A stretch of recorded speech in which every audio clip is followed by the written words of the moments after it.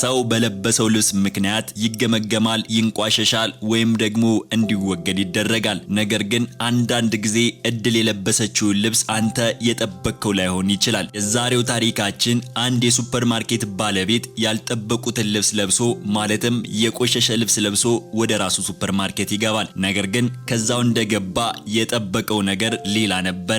አንዷ እድልን መጠቀም ስችል አባረረችው፣ አንዷ ደግሞ ለሱ ጊዜዋን ሰጠችው፣ እንዲሁም ደግሞ እንደማንኛውም ሰው አስተናገደችው። እናም እድልን መጠቀም ከቻልን የሚመጣበትን አናውቅምና እድላችንን እንጠቀም። የዛሬው ቪዲዮ ብዙ ነገር ያስተምረናል። ነገር ግን እስከ መጨረሻው ከተመለከታችሁት ብቻ ነው።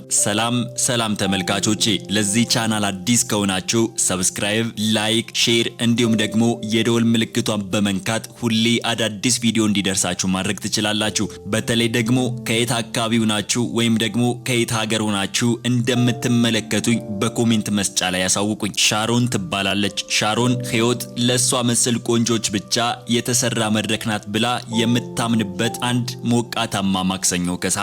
ሻሮን የ29 ዓመት ወጣት፣ ጠቆር ያለች፣ ፊቷ የተስተካከለ፣ ዘመናዊና በሰዎች ላይ የምታሳድሩ ተጽዕኖ ጠንቅቃ የምታውቅ ሴት ነበረች። በዮሴ ውስጥ ነጭ መጋረጃ፣ መዓዛ ያላቸው ሻማዎችና በጣም የምትወዳቸው ረጅም መስታወቶች ባሉት ንጹህ ኪራይ ቤት ውስጥ ትኖር ነበረ። ልብሶቿ ሁልጊዜ የተተኮሱ፣ ሜካፖ ንጹህ፣ ዊጓ ደግሞ ሁልጊዜ አዲስ ነበረ። የምትራመደውም የሁሉ ሰው አይን እሷ ላይ እንዲያርፍ እንደምትጠብቀው ሰው ነበረ። አብዛኛውን ጊዜ ግን ነገሮቹ ይሳኩላታል። በከተማው ካሉ ግዙፍ የኖሶ ሱፐርማርኬት ቅርንጫፎች በአንዱ የደንበኝነት ግንኙነት ሱፐርቫይዘር ሁና ትሰራለች። ቦታው የሚያብረቀርቅ ወለል፣ ደማቅ መደርደሪያዎች፣ የውጭ ሀገር መክሰስና ሽቶዎች፣ የቤት ውስጥ መገልገያዎችና ሀብታም ሴቶች ፎቶ መነሳት የሚወዱበት ካፌ ያለው ሰፊ ግቢ ነው። ሻሮን እዛ መስራት ትወዳለች። ሰዎችን ስለምትወድ ወይም ደግሞ አገልግሎቱን ስለሚያስደስታት አይደለም። ይልቁንም ያንን የሀብት ገጽታ፣ የቦታውን ድምቀትና ደንበኞች በትላልቅ መኪኖቻቸው መጥተው ዋጋ ሳይመለከቱ ቅርጫታቸውን ሲሞሉ ማየት ስለምትወድ ነው። ሀብታም ሴቶች ስለ ለንደን እና ዱባይ የእረፍት ጊዜያቸው ሲያወሩ አጠገባቸው መቆም ደስ ይላታል። ባለስልጣን ወንዶች አንዳንዴ ረዘም ላለ ሰከንድ ትኩር ብለው ሲያዩት ደስ ይላታል። ለሻሮን ሱፐርማርኬቱ የሥራ ቦታ ብቻ አልነበረም። ይልቁንም ወደ ተሻለ ህይወት የሚያሻግር መስኮት፣ ተስፋ እንዲሁም ደግሞ ከተራ ኑሮ በላይ የተፈጠረች መሆኗን የሚያስታውስበት ቦታ ነበረ። የሥራ ቦታ የቅርብ ጓደኛዋ ማሪያ ናት። ማሪያ የ27 ዓመት ወጣት፣ ረክታ የምትኖር ደግና የጽዳት ሰራተኞችን እንኳን በስማቸው ጠርታ ሰላም የምትል ሰው ናት። ቀላል የቢሮ ልብሶችን፣ ዝቅተኛ ተረከዝ ያላቸው ጫማዎችንና ትናንሽ ጓንታቸውን ታደርጋለች። ውበት እንደ ሻሮን ጎልቶ የማይታይ ቢሆንም ሰዎች ግን በፍጥነት ያምኗታል። ሻሮን ማሪያን በጣም ገራገር ነች ትላታለች። ማሪያ ደግሞ ሻሮንን በጣም ኩሩ ነች ትላታለች። ቢሆንም ግን ጓደኝነታቸው ቀጥሏል።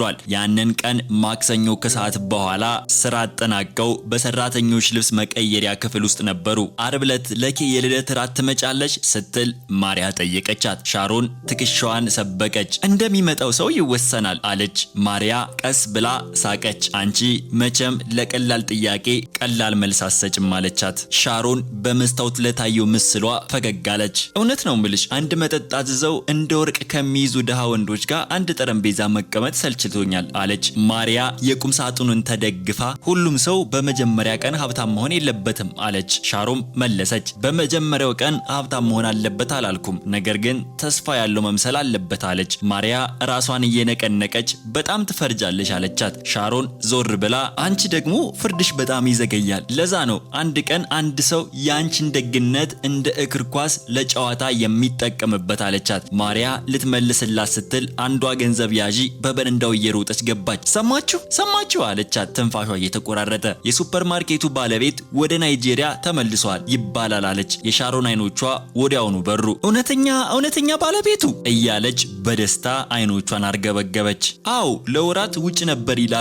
አሁን ግን ምን እንደሚመስል እንኳን የሚያውቀው የለም። አንዳንዶቹ እንደሚሉት ያለ ምንም ጥንቃቄ በየቦታው ይንቀሳቀሳል አለች። ማሪያ በትንሹ እየሳቀች ይሄማ እንደ ፊልም ነው አለች። ሻሮን ግን ካሁን በኋላ እየሰማች አልነበረም። ባለቤቱ የሚለው ቃል በአእምሯ ውስጥ እንደ ሙዚቃ ያቃጭል ጀመረ። በሌጎስ በቡጃ እና በሌሎች ከተሞች ቅርንጫፍ ያለው የሱፐርማርኬት ባለቤት የቦርድ አባል ያሉት ሰው፣ ገንዘብ ያለው ሰው፣ ስልጣን ያለው ሰው እያለች በአእምሮዋ ውስጥ ስዕል መሳል ጀመረች። ልዩ ስፌት ያለው ልብስ፣ ውድ ሰዓት፣ የተረጋጋ በራስ መተማመን፣ የግል አሽከርካሪ፣ ምናልባትም ሚስት የሌለው ሊሆን ይችላል፣ ምናልባትም የእጣ ፈንታ ስጦታዬ ነው ብላ አሰበች። ያን ዕለት ምሽት ሻሮን አልጋዋ ላይ ተኝታ ጣራውን እያየች ራሷን ፈገግ ትላለች። ድንገተኛ ግንኙነት፣ ሰላምታ፣ ወሬ እና ትውውቅ በሐሳቧ መገንባት ጀመረች። ጠዋት ላይ ያ ህልሟ እውን የሆነ መሰላት። በሚቀጥሉት ጥቂት ቀናት ውስጥ ሻሮን በጣም መጠንቀቅ ጀመረች። ደግ ሁና ሳይሆን የበለጠ ጥንቃቄ ታደርጋለች። በአቀባበል ቦታ ላይ የምትቆምበትን መንገድ ቀየረች። ሰራተኞችን በቁጣ ማረም ጀመረች። ሀብታም የሚመስሉ ደንበኞች ሲገቡ በበለጠ ፈገግታ ታስተናግዳለች። በጣም ውድ የሆነውን የእጅ ቦርሳዋን መያዝ ጀመረች። ነገር ግን ቦርሳዋ ከአንዲት ሴት በሁለተኛ እጅ የተገዛ ሲሆን ወይም ደግሞ በኢትዮጵያ አባባል ቦንዳ እንደሚባል፣ ነገር ግን ለራሷ ብቻ ተብሎ በፕሌን እንደመጣላት አስመስላ ታወራ ነበረ። ነገር ግን ጓደኛዋ ማሪያ ይህን ሁሉ አስተውላለች። በጣም እያጋነንሽ ነው አለቻት። ሐሙስ ጠዋት የጌጣጌጦችን ቅርጫቶች እያስተካከሉ ሳለ ሻሮን ወደ እሷ እንኳን ሳታይ እድል አቧራማ በርን አያንኳኳም አለች። ማሪያ ተነፈሰች። ሀብታሞችም ልክ እንደኛ ሰው መሆናቸውን አውቀሻል አይደል አለቻት። ሻሮን ሳቀችና ይሄ ድሃዎች ራሳቸውን ለማረጋጋት የሚሉት ወሬ ነው አለች። ማሪያ ዝም አለች። በዚያው ዕለት ከሰዓት በኋላ አንድ ያልተለመደ ነገር ተከሰተ። አንድ ሰው አሮጌ ሸበጥ፣ የቆሸሸ ነጭ ቲሸርትና ጭቃ የነካው ሱሪ ለብሶ ወደ ሱፐርማርኬቱ ገባ። ጸጉሩ ተዝረክርኳል፣ ፊቱ ዝሏል። ምንም አይነት ዕቃ መያዣ አልያዘም። ዝም ብሎ በየክፍሉ ቀስ ብሎ ይራመዳል። ልክ ከምርቶቹ ይልቅ ሰዎችን የሚያጠና ይመስላል። አንዳንድ ሰራተኞች አዩትና ወዲያውኑ ፊታቸውን አዞሩ። አንዱ ጥበቃ ለጓደኛው በሹክሹክታ የሆነ ነገር ነገረው። ሻሮን ሰውየውን ከሩቅ አየችውና አፍንጫዋን አጨማደደች። ውሃ እንኳን የማይገዛ ይመስል ነበረ ስትል አጉረመረመች። ማሪያ ተመለከተችው። ምናልባት እርዳታ ይፈልግ ይሆናል አለች። ሻሮን ግን ምናልባት መታጠፍ ፈልጎ ይሆናል በማለት አሾፈች። ማሪያ የማስጠንቀቂያ እይታ ብታሳያትም ሻሮን ግን ጸጉሯን እያገላበጠች ሄደች። ያ እንግዳ ሰው በሚቀጥለው ቀን መጣ። ከዚያም በሌላ ቀን፣ ሁሌም በቆሸሸ ልብስ፣ ሁሌም ዝምተኛ፣ ሁሌም ብቻውን። አንዳንዴ ሰራተኞችን ቀላል ጥያቄዎችን ይጠይቃል። የሩዝ ክፍል የት ነው? የህፃናት ወተት አላችሁ ወይ? የትኛው ካሸር ነው ስራ ላይ ስራ ያልበዛበት? የሚሰጡትን መልስ ደግሞ በጥሞና ያዳምጣል። አንዳንድ ሰራተኞች ችላ ይሉታል፣ አንዳንዶቹ ደግሞ ያለምንም ትኩረት ይመልሱለታል። ማሪያ ግን ሁልጊዜም በደግነት ትመልስለታለች። እንደምን ዋሉ ጌታዬ፣ ላሳየዎት እባክዎ፣ እዚህ ጋር ወለሉ እርጥብ ስለሆነ ይጠንቀቁ ትለዋለች። አንድ ጊዜ ሻሮን ማሪያ የምግብ ዘይት ዋጋ ስታወዳድርለት አየችው። ሰውየው ሲወጣ ሻሮን ወደ ማሪያ ሄዳ ለምንድነው ደግነትሽን እንዲህ አይነት ሰው ላይ የምታባክኘው አለቻት። ማሪያ ግራ ተጋብታ በምን አይነት ሰው ስትል ጠየቀች። ታውቂዋለሽ የምለውን። ማሪያ በዚያ ጊዜ የቁጣ አላውቅም አለቻት። ሻሮን እጆቿን አጣምራ ደሃ ነዋ አለቻት።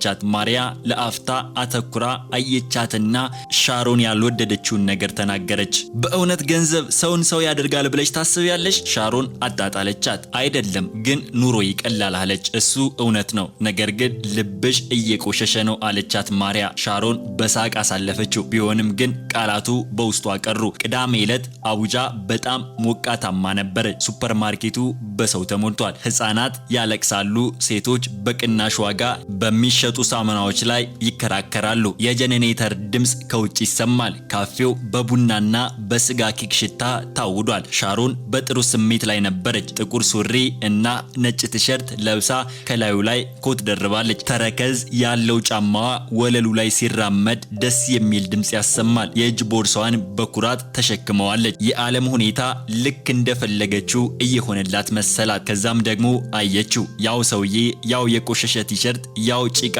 የነካው ሱሪ ከውጭ ሀገር የሚመጡ ብስኩቶች ክፍል አጠገብ ቆሞ ከዚያው የማይነበብ ፊቱ ዙሪያ ይመለከታል። የእሱ እዛ መገኘት አበሳጫት።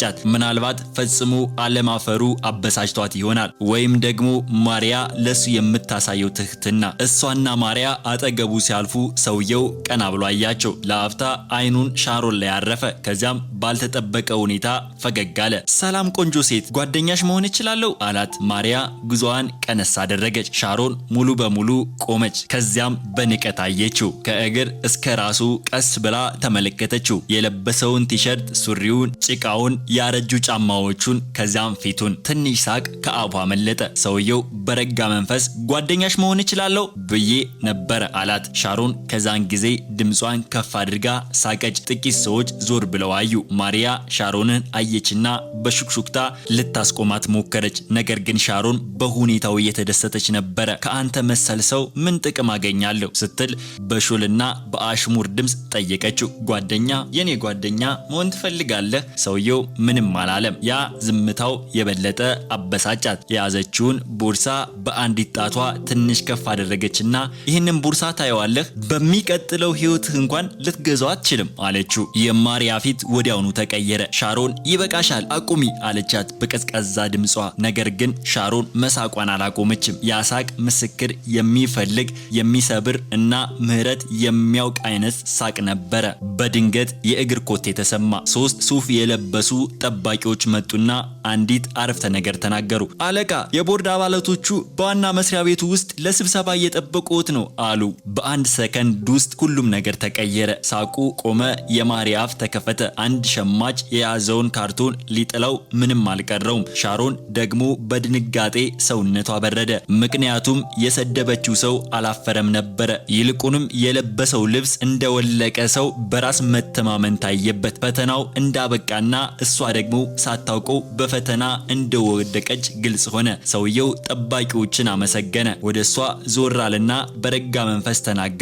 ከዚያም ወደ ማሪያ ዞር ብሎ ያኑ ጥያቄ ደገመላት። ጓደኛ የመሆን ትፈልጊያለሽ? ማሪያም አዎ አለች። ይህንን ያለችው ስለ ጠባቂዎች ወይም ደግሞ ስለ ገንዘቡ ሳይሆን ቀድሞውኑ ከልብሱ በስተጀርባ ያለውን ማንነቱን አይታ ስለነበረ ነው። የማሪያ እጅ ይዞ ሲራመድ ሻሮን ባለችበት ደርቃ ቀረች። መናገር ሆነ መንቀሳቀስ አልቻለችም።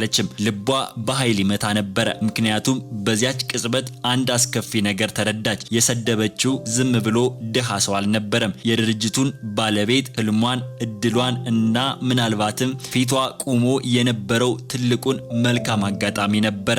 ኖንሶ ጥቂት እርምጃዎችን ከሄደ በኋላ ቆመና ወደ ኋላ ዞር ብሎ አያት። ሻሮን ገና እንዳልጨረሰላት ተረዳች። ሱፐርማርኬቱ ውስጥ የነበረው ዝምታ ሰዎች አንድ ትልቅ ነገር እየተከናወነ እንደሆን መገመት ጀመሩ። ሻሮን የናቀችውና ድሃ ያለችው ሰው የሱፐርማርኬቱ ሰንሰለቱ ባለቤቱ ኖንሶ ነበረ። በየቦታው ስሙ የተጻፈውና በዋናው መስሪያ ቤት የፎቶ የተሰቀለው እሱን ለማግኘት በሚስጥር የምታልመው ሰው እሱ ነበረ። ሆዷ ተረበሸ። ሻሮን አላወኩም ነበር ብላ ይቅርታ ለመጠየቅ ሞከረች። ኖንሶ ግን እጁን አነሳና አስቆማት። ዋናው ነጥብ እሱ ነው። አክብሮት በእውቀት ላይ የተመሰረተ መሆን አለበት። ኖንሶ ወደ ማሪያ ዞር ብሎ ሁልጊዜም እዚህ ስመጣ ለምታሳይኝ ደግነት አመሰግናለሁ አላት። ከዚያም እንዲህ አለ። አንዳንድ ጊዜ አንዳንድ ሰው ስለ ሰዎች እውነቱን ለማወቅ ከለመደው ምቾት ወጣ ማለት አለበት። ነገር ግን የቦርድ አባላቱ እየጠበቁት እንደሆነ ጠባቂዎች ደገሙለት። ኖንሶ ወደ ሻሮን ዞር ብሎ የመጨረሻ ንግግሩን አደረገ። እዚህ ስራሽን በሚገባ እንደምትሰሪ በቅርንጫፉ ስራ አስኪያጅ ሰምቻለሁ። ሻሮን በልቧ ውስጥ ትንሽ ተስፋ ጭላንጭል አለበት አለች። ምናልባትም ይቅርታ ይለኝ ይሆን እያለች ማሰብ ጀመረች። ነገር ግን ቀጠለና ሆኖም ግን ደግነትም የስራው አካል ነው አላት። ያ ተስፋ ወዲያውኑ ጠፋ። ኖንሶና ማሪያ እጅ ለእጅ ተያይዘው ሲወጡ ሻሮን በቅናት በቁጭት ትመለከታቸው ነበረ። ማሪያ ምንም አልተለወጠችም። ማሪያ የነበረችውን ማንነት ብቻ ነው ያሳየችው። ያ ደግነት በቂ ነበረ። በሮቹ እንደተዘጉ ሱፐርማርኬቱ በሹክሹክታ ተሞላ። አየሽው? እሱ እኮ ነው ባለቤቱ። ሰርፕራይዝ ፍተሻ እንደሚያደርግ ሰምቼ ነበረ። ሻሮን ግን ሰደበችው። ሻሮን እያንዳንዱን ቃል ትሰማ ነበረ። እያንዳንዱ ቃል እንደ ጥሪ ያሳምማት ነበረ። ማሪያ አሁን ሄዳለች፣ ከሱ ጋር ሄዳለች። ሻሮን ለቀናት አልመው የነበረው እድል ጋር አብረው ነጎደች። ሻሮን በፍጥነት ዞር ብላ ወደ ሰራተኞች ማረፊያ ክፍል አመራች። የጫማዋ ተረከዝ ወለሉ ላይ በኃይለኛ ይጮሃል። ክፍሉ ውስጥ እንደገባች እጅ ቦርሳዋን ጠረጴዛዋ ላይ ወርውራ ወርውራ በመስታወት ራሷን አየች። ያው ሜካፕ፣ ያው ጸጉር አሰራር፣ ያው የራስ መተማመን የሚታይበት ፊት። ነገር ግን በድንገት መልኳ ተለየ። ያነሰና ሞኝ መስሎ ታያት። ደረቷ እንደገና ተጨነቀ። እንዴት እንዲህ አይነት ደደብ ሆናለሁ ስትል በሹክሹክታ ተናገረች። ለረጅም ጊዜ ተሰምቷት የማያውቀውንና የምትጠላው ስሜት ወዲያውኑ ወረራት። በተመሳሳይ ሰዓት በሱፐርማርኬቱ ውጭ ኖንሶ እና ማሪያ አንድ ጥቁር መኪና አጠገብ ቆመዋል። ማሪያ በጥንቃቄ ትኩር ብላ አየችው። እውነት የዚህ ሁሉ ባለቤት ነህ አለችው። ኖንሶ ቀስ ብሎ ሳቀ። አዎ አለ።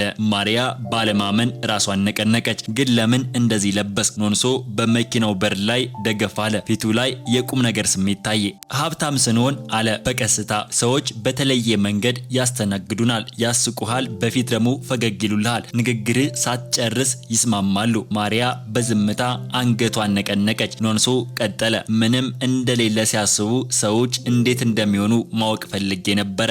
ማሪያ እጆቿን አጣጥፋ ታዲያ እያየኸው ነበር ማለት ነው አለችው። ኖንሶ ግን ሁሉንም ነገር አይደለም እየታዘብኩ ነበር እንጂ በመመልከት እና በመታዘብ መካከል ልዩነት አለ አላት። ወደ ሱፐርማርኬቱ ህንፃ ዞር ብሎ ተመለከተና ወደ ማሪያ ዞረ። ስለ አንቺ የታዘብኩት ግን ምንም ዋጋ የሌለኝ በመሰለሽ ጊዜ እንኳን እርዳታሽን አልነፈግሽኝም አላት። ማሪያ በድንጋጤ ሳቀችና የስራዬ አካል ስለሆነ ነው አለች። ኖንሶ ግን አይደለም አንቺ ከስራሽ በላይ የሆነ ነገር ያደረግሽው አላት። የመኪናውን በር ከፈተና ዛሬ ማታ ከኔ ጋር እራት መብላት ትፈልጊያለሽ ሲል ጠየቃት። የማሪያ አይኖች በግርምት ፈጠጡ። እራት እንደ ዴት ወይም ደግሞ እንደ ሁለት ሰዎች ጨዋታ አላት። ማሪያ አመነታች። ይሄ የሆነው እሱን ስላላመነችው ሳይሆን ሁሉም ነገር በጣም ፈጣን ለማመን የሚከብድ ስለሆነ ነበረ።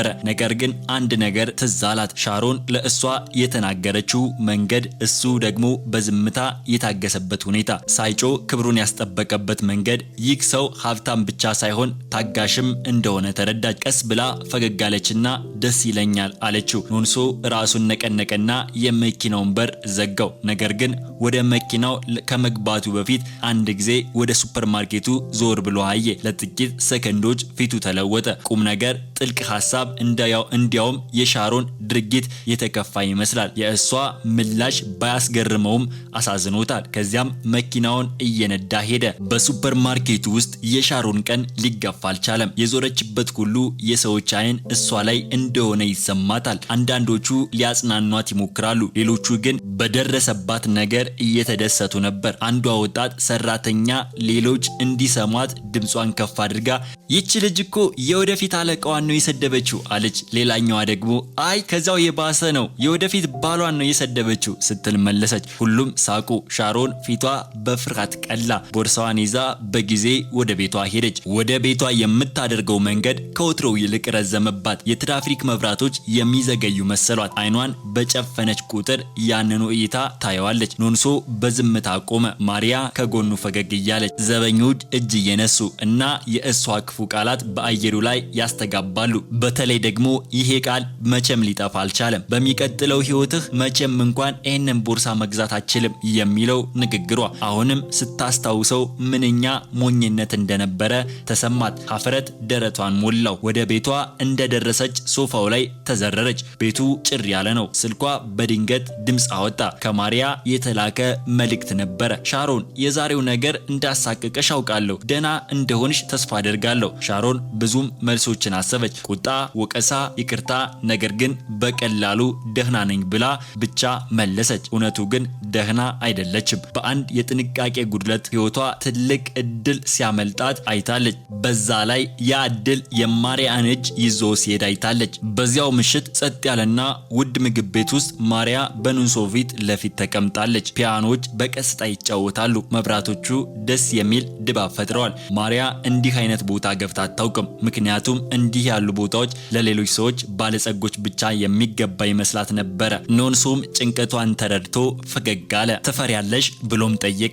እሷም ትንሽ አለችው። ኖንሶም የመጀመሪያ ቀን እኔም ፈርቼ ነበረ። ለመጀመሪያ ጊዜ እንዲህ ያለ ቦታ ስገባ የሚያባርሩ ይመስሎኝ ነበር አላት። ማሪያ በመገረም አየችው። በእውነት ድሃ ነበርክ ስትል ጠየቀችው። ኖንሶም አዎ በጣም ድሃ ነበርኩኝ ሲል መለሰ። አስተናጋጁ የምግብ ሜኑ ይዞ ሲመጣ ኖንሶ አስቀድሜ ያዝዣለሁ በማለት መለሰ። ማሪያ የመረጥከው ባልወደውሳ ብላ ስትጠይቀው ኖንሶ ሌላ እናዛለን አላት። በሁለቱ መካከል ያለው ውጥረት እየረገበ መጣ። ነገር ግን ማሪያ አሁንም ስለ ሻሮን ታስባለች። ሻሮን በጣም ተቆጥታብኝ መሆን አለበት አለች ቀና ብላ እያየችው። ኖንሶ ወዲያውኑ አልመለሰም። የውሃ ብርጭቆውን አንስቶ ጥቂት ተጎንጭቶ በጥንቃቄ አስቀመጠው። ማሪያ እንደገና መናገሯ በፊት አመነታች። አልተቆጣሃትም ነበር። ኖንሶ ፈገግ አለ። ከዛ የባሳ ይቻለሁ ግን እኮ ሰደበችህ። ሰዎች በሚያስቡት በላይ እንዲህ ያለ ነገር በተደጋጋሚ ይከሰታል። ማሪያ በመገረም አፈጠጠችና እንዴት ብላ ጠየቀችው። ኖንሶ እጁን ጠረጴዛ ላይ ያሳረፈ። ገንዘብ ስድብን አያስቀርም አለ በቀስታ። የሚቀበሉትን የስድብ አይነት ብቻ ነው የሚቀይረው። ማሪያ በትንሹ ወደፊት ተጠጋች። ምን ለማለት ፈልገ ነው ስትል ጠየቀችው። የኖንሶ አይኖች ረገባሉ።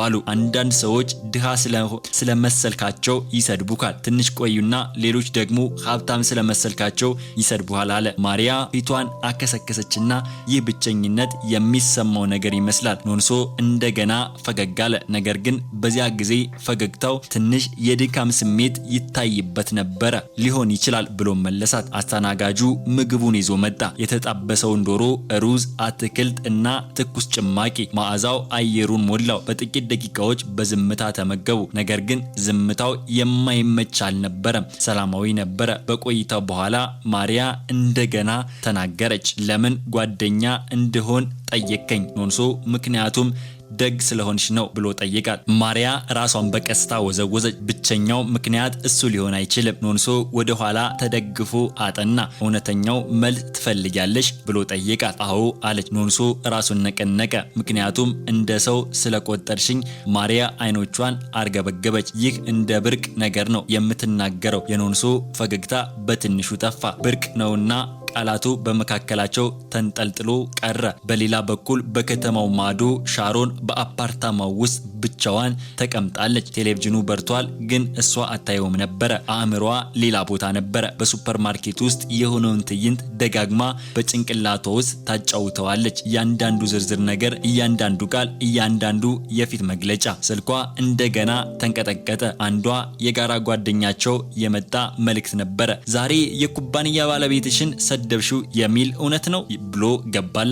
ሻሮን አይኖቿን ጨፈነች። ወሬ በፍጥነት ይሰራጫል፣ በጣም በፍጥነት ብላ አመነች። መልስ አልሰጠችም። ሌላ መልእክት መጣ። ሰዎች በየቦታው ስለ እሱ እያወሩ ነው ብላ ደገመችላት። ሻሮን ስልኳን ሶፋው ላይ ወረወረች። ደረቷ በፍርሃት ይንቀጠቀጣል። ነገር ግን በፍርሃቱ በታች ጠቆር ያለ ሌላ ስሜት ነበረ፣ ቅናት። ምክንያቱም እሷ በአፓርታማ ውስጥ ብቻዋን ስትቀመጥ ማሪያ ምናልባትም የሆነ ቦታ ከኖንሶ ጋር እየሳቁ እያወሩ ምናልባትም በፍቅር እየወደቁ ሊሆን ይችላል። ሐሳቡ የሻሮንን ሆድ ያላውሰው ጀመረ። ቆማ ወደ መስታወቱ ሄደች። ነጸብራቋን ስታየው ቆንጆ፣ የራሷ የምትተማመን ቄንጠኛ። ነገር ግን ዛሬ ምሽት እነዚህን ነገሮች ትርጉም አልባ ሆነው ተሰማት። እንዴት በቀላሉ አዎ ልትል ቻለች? ሻሮም በሹክሹክታ ተናገረች። ድምጿ ለራሷ እንኳን መራራ ነበረ።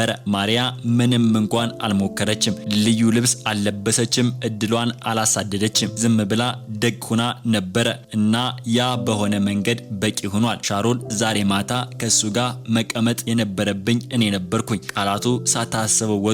እንደኔ ከተናገረች በኋላ ግን መጥፎ ነገርን ገለጡ። ጸጸት ወይም ደግሞ ትህትና ሳይሆን ምቀኝነትን። በሬስቶራንቱ ውስጥ እራት ሊጠናቀቅ ነበረ። ኖንሶ ሰዓቱ ለአፍታ ተመለከተ። ወደ ቤትሽ በቶሎ ላድርስሽ ብሎ ማሪያን ጠይቃት። ማሪያ ራሷን ነቀነቀችና ነገ ስራ አለኝ፣ አዎ በቶሎ አድርስልኝ አለች። ሁሉም ሳቁ። ከጠረጴዛው ሲነሱ ማሪያ አመነታች። ኖ አንድ ተጨማሪ ጥያቄ ልጠይቅ።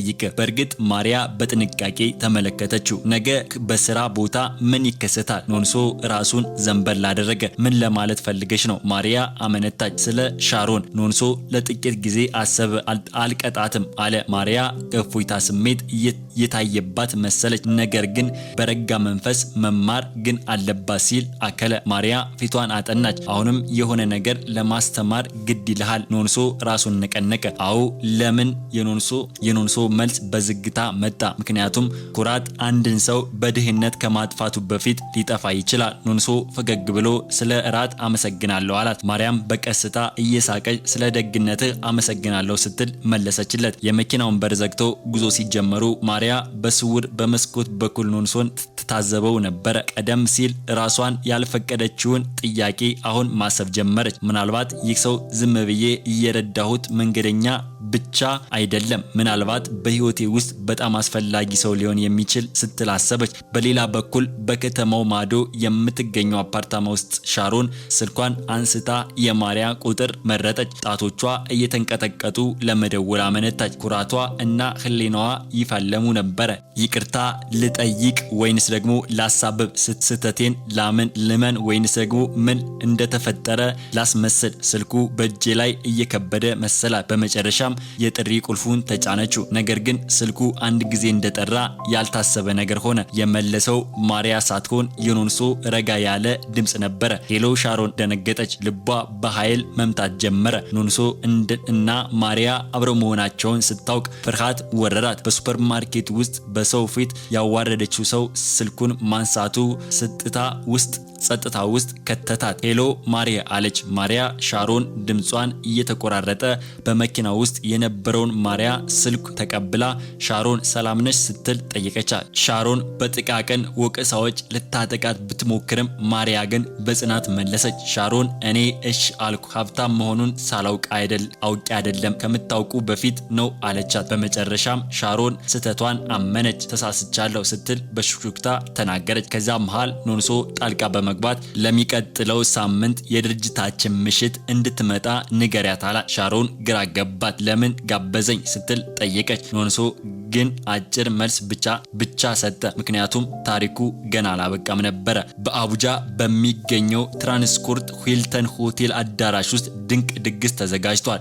ሻሮን እጅግ ተውባ ብትመጣም በውስጧ ግን ራስ መተማመን ወይም ደግሞ ስሜት አልነበራትም። ሁሉም ሰው እሷ ኖንሶን በሱፐርማርኬት ያላገጠችበት ታሪክ የሚያውቅ ይመስላት ነበረ። ኖንሶ ወደ መድረክ ወጥቶ ንግግር ማድረግ ጀመረ። ዛሬ የምናከናውነው የንግድ ስኬታችንን ብቻ አይደለም፣ የሰዎችን ማንነት ጭምር ነው። ከሳምንታት በፊት ድሃ መስዬ ወደ አንድ ቅርንጫፌ ሂጄ ነበረ። አላማዬ ሰዎች ምንም የሌለውን ሰው እንዴት እንደሚይዙ ለማየት ነበረ። ሻሮን ፊቷ በፍርሃት ቀላ። ኖንሶ ንግግሩን ቀጠለ። ነገር ግን ማንነቴን ሳታውቅ በደግነት ያስተናገደችኝ አንዲት ሴት አገኘው። ወደ ማሪያ ዞራልና ከዚያም ትንሽ ሳጥን አውጥቶ በውስጡ ያለውን የሚያብለጨልጭ የአልማዝ ቀለበት አሳያት። ማሪያ በህይወቴ ሙሉ ከጎኔ እንድትሆኚ እፈልጋለሁ፣ ታገቢኛለሽ ወይ አላት። አዳራሹ በጭብጨባ ተናወጠ። ሻሮን ይህንን ስታይ አይኖቿ በእንባ ተሞሉ። ለራሷ የተመኘችው ህይወት ከፊቷ ቆሞ እሷ ግን በንቀት እንዳጣጣችው ተረዳች። ከሆቴል ወጥታ ወደ ቀዝቃዛው አየር ስትገባ ለራሷ እንዲህ ስትል ቃል ገባች። ከእንግዲህ ሰዎችን በውጫዊ ገጽታቸው አልመዝንም ማለት። ሰላም ተመልካቾቻችን፣ ስንቶቻችን ነን አለባበስ አይተን የሆነን ሰው ምንገምት? አንዳንድ ጊዜ እድል የለበሰችውን ልብስ አንተ የጠበቅከው ላይሆን ይችላል። በሰው ላይ ካፌስክ እድሉ ለዘላለም ያመልጥ ይችላል እና የዛሬው ታሪካችንም ይህንን ያመለክታል። እስከ መጨረሻው ከቆያችሁ ሰብስክራይብ፣ ላይክ እንዲሁም ደግሞ ለጓደኞቻችሁ ሼር አድርጋችሁ መሄዳችሁን እንዳረሱ። በሌላ ቪዲዮ እስከምንገናኝ ፒስ።